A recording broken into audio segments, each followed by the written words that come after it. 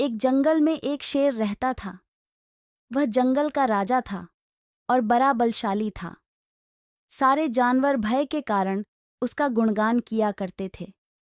उसी जंगल में एक बुद्धिमान बंदर रहता था। वो शेर से डरता नहीं था और व्यर्थ में उसका गुणगान नहीं करता था।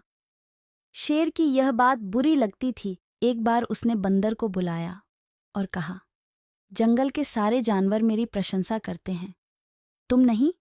ऐसा क्यों? मैं किस बात पर आपकी प्रशंसा करूं? बंदर ने पूछा। मैं बलशाली हूं, जंगल के सारे जानवर मुझसे डरते हैं, शेर ने उत्तर दिया। वनराज, मैं बल को नहीं बुद्धि को श्रेष्ठ मानता हूं, इसलिए मात्र बल के कारण मैं आपका गुणगान नहीं करूंगा। बंदर बोला। यह बात शेर को बुरी लगी और दोनों में विवाद हो गया। विवाद का विषय था, बुद्धि श्रेष्ठ है या बल। शेर की दृष्टि में बल श्रेष्ठ था, किंतु बंदर की दृष्टि में बुद्धि। दोनों के अपने अपने तर्क थे। अपने तर्क देकर वे एक दूसरे के सामने स्वयं को सही सिद्ध करने में लग गए। बंदर बोला, शेर महाराज, बुद्धि ही श्रेष्ठ है। बुद्धि से संसार का हर कार्य संभव है, चाहे वह कितना ही कठिन क्यों न हो। बुद्धि से हर समस्या का निदान संभव है, चाहे वह कितनी ही विकट क्यों न हो। मैं बुद्धिमान हूं और अपनी बुद्धि का प्रयोग कर किसी भी मुसीबत से आसानी से निकल सकता हूं।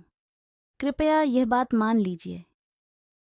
बंदर का तर्क सुन शेर भद्दक गया और बोला, चुप कर बंदर, तू बल और बुद्धि की तुलना कर बुद्धि को श्रेष्ठ बता रहा है। बल के आगे किसी का जोर नहीं चलता। मैं बलवान हूं और तेरी बुद्धि मेरे बल के सामने कुछ भी नहीं। मैं चाहूं तो इसी क्षण इसका प्रयोग कर तेरे प्राण ले सकता हूं। बंदर कुछ क्षण शांत रहा और बोला, महाराज, मैं अभी तो जा रहा हूं। बंदर ने उत्तर दिया, महाराज, मुझे प्रसन्नता है कि आप इस बात को समझ गए। आज की घटना पर ध्यान दीजिए। शिकारी आपसे बल में कम था, किंतु बावजूद इसके उसने अपनी बुद्धि से आप पर नियंत्रण पा लिया। उसी प्रकार मैं शिकारी से बल में कम था, किंतु बुद्धि का प्रयोग कर मैंने उसे डराकर भगा दिया।